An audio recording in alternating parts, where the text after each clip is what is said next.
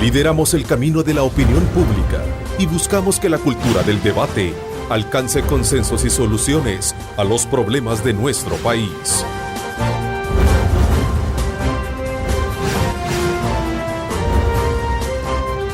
Diálogo con Ernesto López. Buenos días, El Salvador, ¿cómo están? Qué placer saludarles en esta mañana del lunes 16 de noviembre, una fecha muy importante también, muchas actividades alrededor de lo que significa recordar el trabajo de los padres jesuitas. Este día precisamente comienzan las actividades enmarcadas en todas esas actividades que obviamente destacan la obra de los mártires de la UCA. Así es que desde ya vamos a estar atentos a conocer todas esas actividades que se van a llevar a cabo. Desde ya también queremos darle la más cordial bienvenida a ustedes. Esperamos que el fin de semana lo hayan disfrutado al máximo y que a partir de este día pues ustedes comiencen con nueva energía para que positivamente se puedan enfrentar todos los retos de la presente semana. Esta mañana de día lunes, obviamente, como siempre, agradecemos esa fiel sintonía a Cadena Megavisión. Somos 3 canales al servicio de ustedes para que puedan estar en sintonía de la mejor programación, tanto a nivel de noticias, a nivel de entretenimiento, como también de programas de opinión. Este día hablaremos sobre la expectativa que tienen países de la región centroamericana y particularmente nuestro país sobre la decisión del Departamento de Estado norteamericano de aceptar las primeras solicitudes de refugio de niños de padres migrantes. Acontecimiento que obviamente pone en relieve una vez más el debate que me atrevería a decir se mantiene casi ausente para evitar por medio de acuerdos o efectivas políticas sociales el éxodo constante de más menores, no solo por el riesgo que representa para los infantes viajar como con los famosos conocidos coyotes, sino también porque es un fenómeno que viene a desnudar la realidad política, económica y social de los países que pertenecen al Triángulo del Norte. Por esa razón aprovecharemos esta mañana de día lunes la presencia del Canciller de la República, Hugo Martínez, para hablar de este y otros temas como la consulta pública para la formulación de la Política Nacional de Protección al Migrante. Así que son temas muy importantes puestos en relieve, no sin antes también acompañar, como lo decía en radio este servidor el pasado sábado, a tempranas horas en el programa En Directo con Ernesto López Radio, de expresar a todo el pueblo francés nuestras condolencias precisamente por esos atentados ocurridos la semana pasada. Así es que desde ya también vamos a darle seguimiento y vamos a conocer la posición del gobierno salvadoreño con relación a este acontecimiento que viene una vez más a poner en perspectiva la necesidad de ir buscando acuerdos oportunos para evitar más violencias en el mundo. Así es que vamos a trasladar nuestra señal con nuestra compañera de labores, Lorena Melara, como siempre. Lorena, buenos días, te saludo cordialmente esta mañana de día lunes. Gracias por estar atentas a darnos, como siempre, los pormenores de la temática principal que vamos a sostener esta mañana con nuestro invitado, el Canciller de la República. Adelante. Gracias, Ernesto. Buenos días para ti y para el Canciller que te acompaña este día. Como ya lo mencionabas, un tema de mucha preocupación, pero que según datos de la nación norteamericana, en este primer semestre de 2015 reflejó una disminución significativa, pues comparado al año pasado hubo un 45% menos de menores que emprendieron este viaje hacia Estados Unidos de forma ilegal. Veamos. Lo más difícil del año ha sido superado, pues lo fuerte del cruce ilegal de la frontera estadounidense es entre mayo y julio. Apunta a que algunas familias están tomando más conciencia sobre los peligros. Bueno, yo pienso que porque no hay muchas oportunidades. Y también porque hay mucha, pues sí, pobreza. ¿Pero usted no mandaría a sus hijos? No, para nada. No. ¿Y eso? Mucho. Tanta cosa que hay, que pasa. No, yo no los mandaría para nada. Hay que luchar aquí, es nuestro país. Según el Instituto Salvadoreño del Migrante, los niños no migran, sino que huyen de la violencia.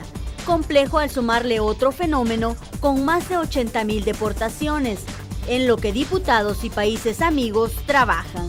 Analizar bien cuál es la situación concreta de estas personas y después cuando van a tomar las medidas. Suiza siempre está dispuesto a dar un apoyo. El Salvador es un país amigo. Cooperaciones como la del expresidente Bill Clinton, que visitó la semana pasada nuestro país, es otro de esos lazos que pueden cambiar el deseo del sueño americano. Ernesto, el expresidente Clinton, también se reunió con el mandatario salvadoreño, pues se trata de una colaboración estratégica, precisamente las oportunidades que algunos sectores demandan para no abandonar esta tierra. Así los datos, vuelvo al estudio para el análisis de este y otros temas. Adelante. Ya el gobierno de la República se pronunció en contra de los atentados y mostró también su solidaridad con el pueblo francés a raíz de esta situación que obviamente preocupa muchísimo al mundo, porque ya están viéndose las primeras reacciones, ya se conocieron en las últimas horas la respuesta que ha dado Francia precisamente para poder defenderse de los ataques a quien se señala ser el responsable, que en este grupo, que son grupos islámicos radicales como tal. Efectivamente, solo unas horas después emitimos un comunicado de condena a los atentados, de solidaridad con el pueblo y gobierno francés y de condolencias a las familias de las víctimas. Sabemos que hubo no solamente víctimas mortales, sino una gran cantidad de víctimas que fueron heridas de gravedad y que aún se debaten algunas de ellas entre la vida y la muerte.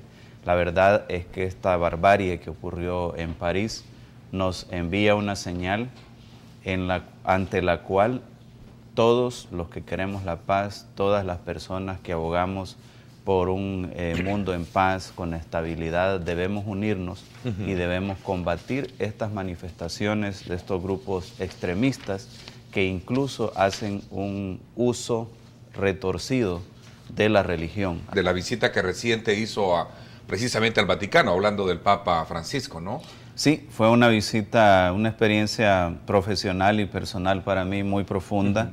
La oportunidad de conversar con su santidad es una oportunidad maravillosa porque es una persona con planteamientos muy profundos, pero también con una preocupación por El Salvador. Estuvimos conversando sobre la beatificación y el proceso de canonización de Monseñor Romero, la beatificación del Padre Rutilio Grande, y también las preocupaciones sobre la situación en el país, sobre la necesidad de que avancemos en el desarrollo, que superemos las expresiones de violencia que existen en el país. El Papa Francisco es un hombre que, por su notoriedad, ha logrado de alguna manera interesarse muchísimo por El Salvador. Sí. Y eso se muestra, es decir, digamos, por todas las responsabilidades que tienen los papas, este papa como que ha tenido un poquito más de interés en saber El Salvador, sí, ¿no? Y él conoce muy bien la historia de Monseñor Romero, incluso tuvo unas palabras, yo diría, muy fuertes, diciendo, Monseñor Romero fue martirizado en vida, fue martirizado en el momento que estaba oficiando una misa. Y hasta por su mismo compañero de sí, iglesia lo dijo. Pero sigo siendo martirizado aún después de muerto, dijo, y no solamente por sectores fuera de la iglesia, sino dentro de la iglesia. Haber lanzado este programa de, digamos, de poder aceptar este tipo de solicitudes, ¿qué implicaciones tiene para el país? Porque entiendo de las que ya se retomaron, hay alrededor de 75 solicitudes y ya este fin de semana conocimos que 5 o 6 niños ya viajaron a los Estados Unidos bajo esa condición de someterse a este proceso, ¿no? El presidente Obama, en el marco de la crisis del aumento del flujo de niñez migrantes hacia Estados Unidos, anunció una serie de medidas, incluida la decisión de acompañarnos en el plan de la Alianza para la Prosperidad en el Triángulo Norte. Pero también dijo que estarían dispuestos en Estados Unidos a recibir niños y niñas que solicitaran la condición de migrante regular hacia Estados Unidos, siempre y cuando la solicitud la hicieran aquí, en la Embajada de los Estados Unidos. Qué bueno marcar la diferencia, porque muchos creen que es enviando a los niños, ya estando allá en suelo norteamericano, que ellos pueden acogerse de esa manera. Esa es una cosa que es bueno aclarar. De ninguna manera podrían... Son procesos diferentes. Exacto, de ninguna manera podrían optar a esa posibilidad. si lo hacen ingresando de manera irregular por la frontera y exponiendo sur. a los niños. Tiene que ser aquí, como entraron ellos. Exactamente, tiene que ser aquí. Casi por lo general emigran por el hecho de sentirse amenazados, por pertenecer o no pertenecer precisamente a grupos que están actuando al margen de la ley, ¿no? Hay estudios que demuestran y entrevistas que hemos hecho con los niños y niñas migrantes mismos que hay otros factores, pero sin duda este es un factor muy, muy fuerte. Y por eso es importante todo lo que se pueda hacer en materia de seguridad, el plan El Salvador Seguro. El 66% de los niños que dejan el país es precisamente por el tipo de amenaza, o sea, de pandillas. En este caso, ahí está uno de los principales problemas que quieren resolverse ahora con esta, llamémosle, con este tema de la Alianza por la Prosperidad. Sí, efectivamente, lo que se busca es atacar, digamos, 4 aspectos fundamentales que tienen que ver con la migración, no son los únicos, pero si le generamos oportunidades económicas, si hay un emprendedurismo, un clima de negocios en las zonas de origen de la población migrante, si le generamos capacitación, educación a los jóvenes, particularmente El Salvador. El caso de Guatemala, donde tiene una comisión que ha contribuido precisamente a esclarecer casos tan emblemáticos como el tema del expresidente. Bueno, aquí tenemos un expresidente preso también y no ha sido necesario tener una comisión internacional. El otro fue procesado antes de que existiera la comisión.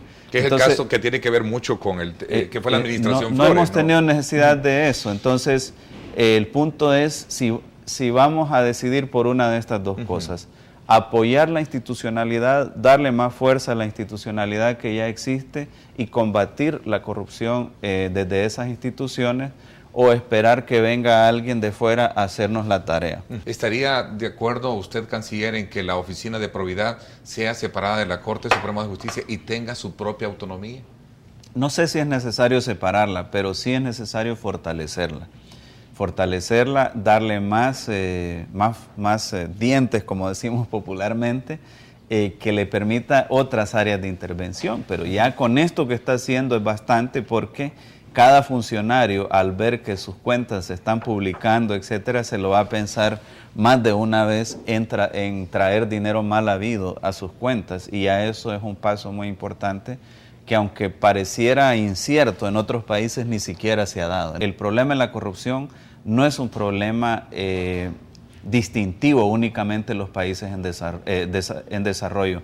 También hay problemas de corrupción en los países desarrollados. Estados Unidos está a gusto con, digamos, con lo que se ha hecho en nuestro país. Eso le corresponde, en materia de su lucha contra la corrupción. Eso le corresponde decirlo a Estados Unidos, pero lo que sí te puedo decir es que estamos trabajando muy bien, lo hemos hablado a todo nivel, a nivel de la embajada aquí, a nivel del Departamento de Estado. De alguna manera provocan a pensar, bueno, y en El Salvador, ¿qué se está haciendo para poder de alguna manera también limpiar de corrupción como tal, ¿no? Bueno, ya te mencionaba y te lo recuerdo, hay un expresidente preso que está siendo procesado. Hay varios exministros que han sido procesados, por ejemplo, solo en el caso de obras públicas, también en el caso de salud. De alguna manera, este proceso que está en su fase, llamemos ya la expectativa de conocerse cuál va a ser de la primera audiencia el resultado, ¿cómo están las relaciones con Taiwán? Sobre todo porque de alguna manera se pidió, y casi, por lo menos se manejó en círculos políticos, que se presionaba a Taiwán que de alguna manera diera información para esclarecer esta cuestión. ¿Cómo están esas relaciones? Las relaciones están muy bien, y Taiwán mandó un informe de a quién y cómo había entregado los recursos. Ese informe nosotros solo servimos de intermediarios, porque ese informe lo requería la justicia para el proceso que están siguiendo, así que las relaciones están muy bien. ¿No hubo ningún tipo de condicionamiento? No, fíjate que cuando yo tomé posesión en la oficina como canciller en 2009, me reuní con los taiwaneses y les dije que, por cierto, ellos estaban muy, preocupados por un giro que pudiera haber en nuestra política exterior al respecto a ellos, y les dije, señores, lo que nosotros queremos es que cada centavo que dé Taiwán se haga público y se maneje transparentemente. ¿Qué tan fortalecidas están las relaciones con los Estados Unidos, canciller. Le quiero hacer esta pregunta porque vamos ya, creo que al 13º TPS, ¿no? Corríjame. No, un poquito menos, creo que es el número 11 o El número o 11, 12, sí. o 12. Sí. Digo, vamos a estar siempre dependiendo de un TPS con nuestra gente. ¿Cómo está eso? Cuénteme un poco. Bueno, las relaciones con Estados Unidos son excelentes. Tenemos una comunicación, un enfoque de actuación, una visión compartida sobre el desarrollo del país. No, vamos, con muchos ánimos. Que nuestra mayor gloria, como dijo alguien, sea precisamente levantarnos cada vez más de todas aquellas cosas que a lo mejor nos han querido votar. Así es que gracias, pásenla bien y como siempre recuerden lo más importante, amar a Dios sobre todas las cosas. Lideramos el camino de la opinión pública y buscamos que la cultura del debate alcance consensos y soluciones a los problemas de nuestro país.